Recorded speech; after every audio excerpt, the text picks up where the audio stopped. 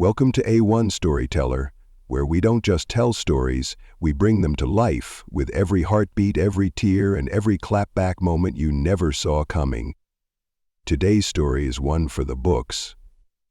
Imagine being the new kid in a school where the hallways are ruled by bullies, where power comes from fear and the loudest voice always seems to win.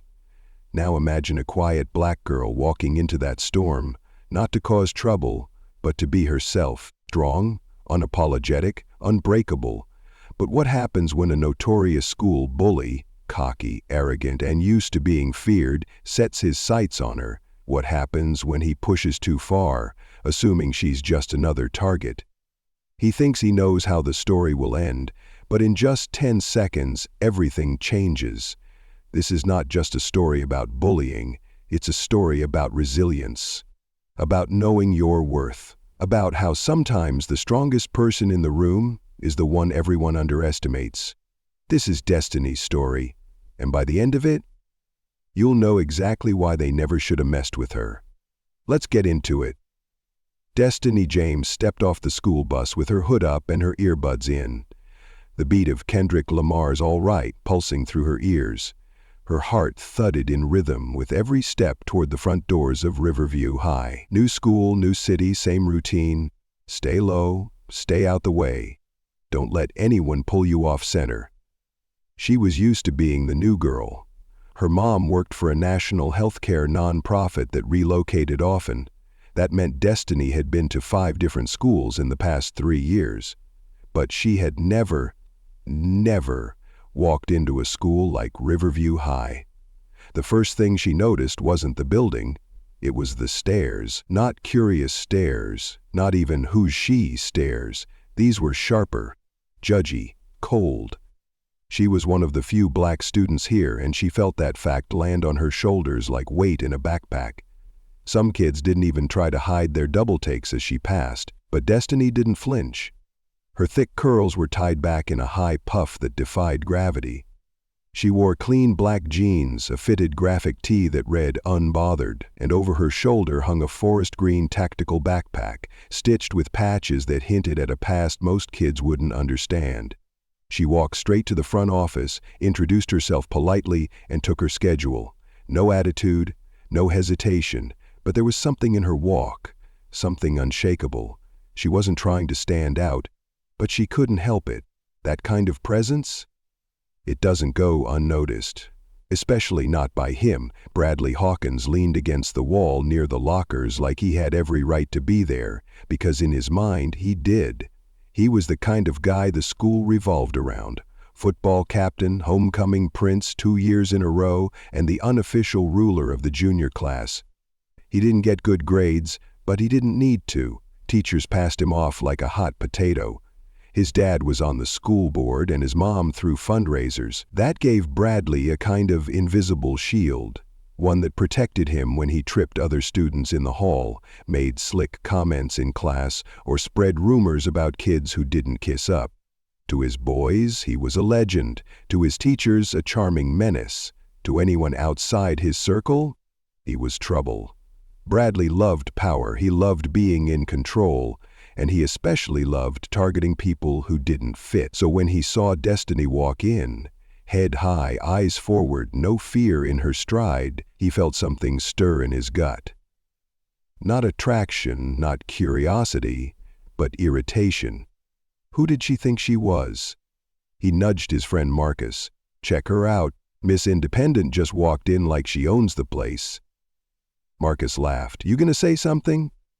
Bradley smirked. Oh, I will. Let her get comfortable first, then I'll introduce her to my school. It didn't take long. By third period, Destiny had already experienced the Riverview Whisper network. She could feel it buzzing around her, people staring, a little longer than necessary, whispering behind hands, snapping pictures when they thought she wasn't looking. In chemistry, she answered a question no one else could. The teacher nodded in approval. But the room fell silent. Unfriendly silent. At lunch, Destiny found a quiet table near the back of the cafeteria, took out a book, Between the World and Me by Ta-Nehisi Coates, and began reading. She didn't mind eating alone, she'd done it plenty of times before. But her solitude didn't last. Bradley strolled up like he was on a stage, flanked by Marcus and a girl named Lexi. He leaned against the edge of her table, blocking the light with his oversized varsity jacket. "Hey, bookworm," he said, "you always eat alone or just when you're not invited?" Destiny glanced up, slowly closed her book, and locked eyes with him. "I choose peace," she said simply. "But I'm not afraid of noise." Bradley blinked. For a moment the smile faltered. He wasn't used to resistance, especially not like this. Calm, unshaken.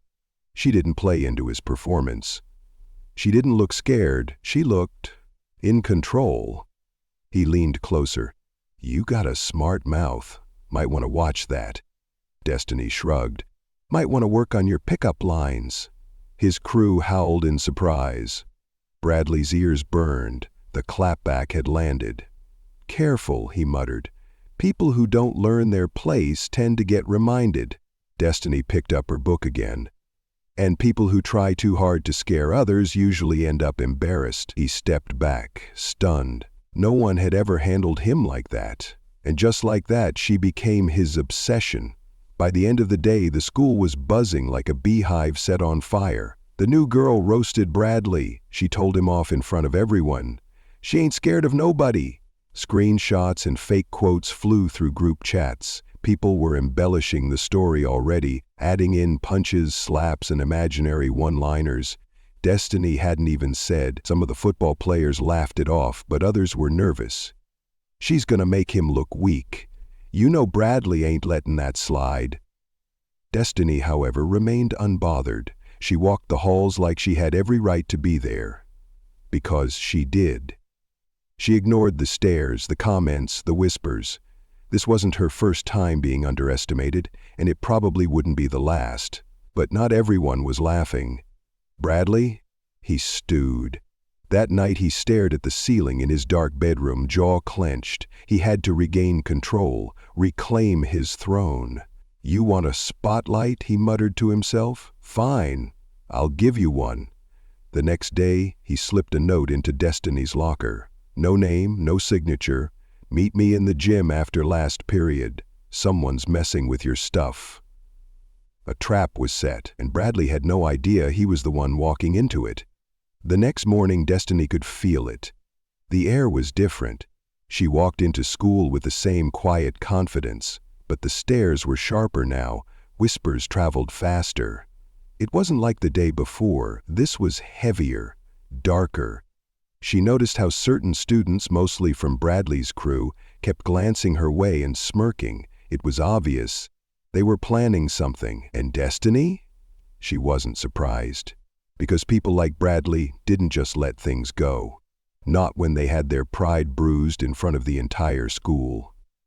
Sure enough, just before her last class, Destiny opened her locker and found a note stuck between her books. Written in shaky, all-caps handwriting, "Meet me in the gym after school. Just you, let's finish this." There was no signature, but it didn't need one. Bradley Hawkins was calling her out, and it reeked of setup. Destiny stared at the note for a second, then folded it slowly and tucked it into her pocket. She didn't need to think twice. This wasn't fear, this was familiar. She'd seen this kind of stunt before in her old school. The ambushes, the mind games, the weak boy tactics disguised as reclaiming dominance. But what these boys never seemed to learn was this: you don't set a trap for someone who trained in survival. So, Destiny calmly zipped up her backpack and walked to class like nothing happened, but mentally, she was already preparing. Every block, every breath, every move. Destiny stepped into the dim gym, her footsteps echoing softly against the polished hardwood. The final bell had rung and the school was practically empty. But not here, not now. Her eyes scanned the shadows. The bleachers were folded, the basketballs were tucked away. It looked abandoned. Then came the voices. "Well, look who showed up," Bradley called out, stepping from the shadows with Marcus and Trey behind him. Destiny stood her ground. Her face was calm, unreadable. Not scared, not angry, just steady.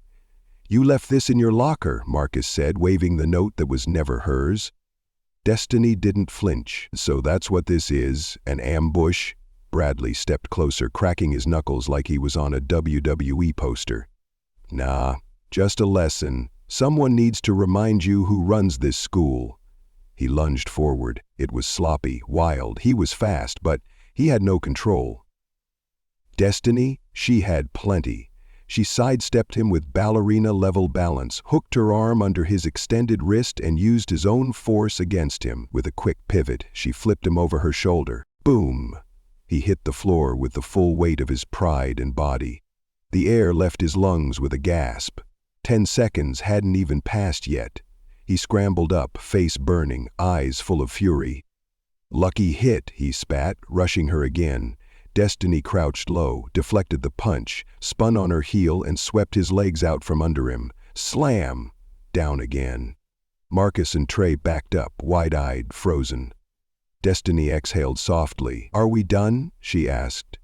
Bradley groaned, staring up at the ceiling, his breath ragged, his ego shattered. 10 seconds. That's all it took for the self-proclaimed king to get dethroned. The video went viral before dinner. A student hiding behind the gym door had recorded the whole thing. The flips, the takedowns, the silence after the storm. By 7 p.m., the clip was on TikTok with thousands of views and climbing. The captions read, "Bradley got rocked. Destiny is a literal weapon. Why is she not teaching a martial arts class?" But what people didn't know yet was the full story behind Destiny James. That night, the principal summoned her mother, Dr. Janine James, to the school. Not for suspension, not for punishment, but for understanding. Destiny calmly explained everything. The note, the ambush, her measured self-defense. She didn't gloat. She didn't rant. Just facts. Dr. James backed her up with a calm fire only a mother could deliver. "My daughter isn't violent, but she is trained. She knows how to defend herself, and when. Her father made sure of that." Her father, Master Sergeant David James, was a retired Marine with 22 years of service, a tactical expert, a survival instructor, a real one. He'd started teaching Destiny martial arts when she was 5, first for fun, then for confidence, then for protection. She held a black belt in Taekwondo.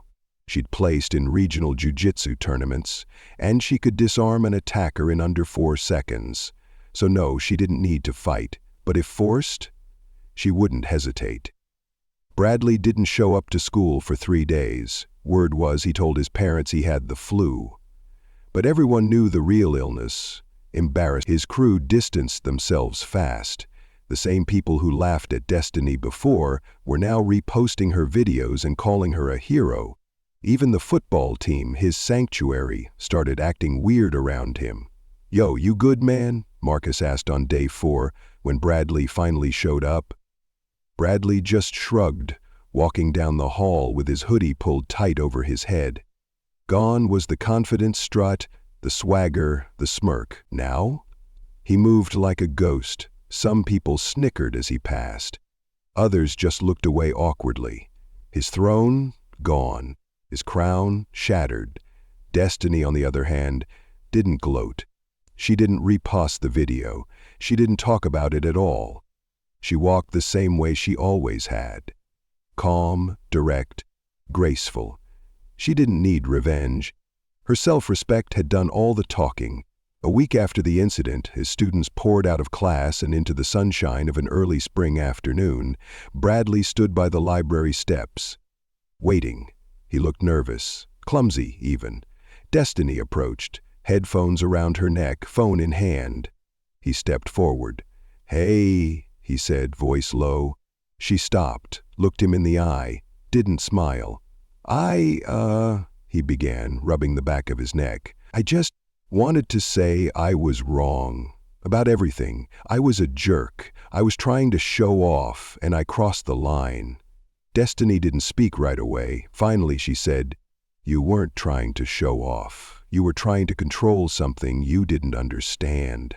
Bradley nodded. "Yeah, that too." A long pause. "Look, I don't expect us to be cool or anything. I get it now. You weren't scared of me, And that scared me. That admission hit different. Destiny tilted her head. Fear makes people dangerous, but it doesn't make them powerful. Bradley took that in. You really that trained? He asked. She half smiled. Wouldn't you like to know? He chuckled. Okay, fair. Before she walked away, he said one more thing. You changed how people see things around here, how they see me. That's not a bad thing. Destiny nodded once, then walked away, lesson delivered. Destiny didn't become famous overnight, but she did become respected. Over the next few weeks, she started a self-defense club at school, open to anyone, girls, boys, seniors, freshmen, whoever wanted to learn. It grew fast. She taught techniques, but also discipline, boundaries, confidence, the kind that didn't come from throwing punches, but from knowing when you didn't have to. And Bradley? He joined, not right away, but he showed up quietly one Thursday after school. No jokes, no attitude, just a beginner's humility. Destiny welcomed him without a word. The gym became a place of transformation. By the end of the semester, the entire school had shifted. Less bullying, more respect, more balance. People stopped underestimating the quiet ones. And Destiny?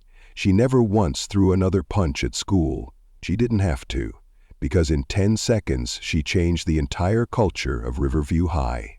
And just like that, one school, one girl, and 10 seconds changed everything. Destiny didn't come to Riverview to prove anything, but she ended up teaching the entire school a lesson they'd never forget. She taught them that strength isn't loud. It's not cruel. It doesn't have to show off. Real strength, it walks in silence. It moves with discipline, and when necessary, it strikes with precision. Bradley thought he was setting a trap, but the only thing he caught was a hard look in the mirror. From the lunchroom to the locker room, Destiny flipped the script on bullies, on fear, and on the idea that being black, quiet, and different makes you weak. Nah, she showed them the truth. She showed them power, and best believe this is only the beginning of her legacy. You've been watching A1 Storyteller, where every story hits harder than the last. If this tale gripped your soul, made you cheer, or gave you chills, go ahead and smash that like button, subscribe for more jaw-dropping stories, and share this video with someone who needs to hear it. Because at A1 Storyteller, we don't just tell stories, we tell the ones that leave a mark. Stay tuned, because next time, it's going to hit even harder.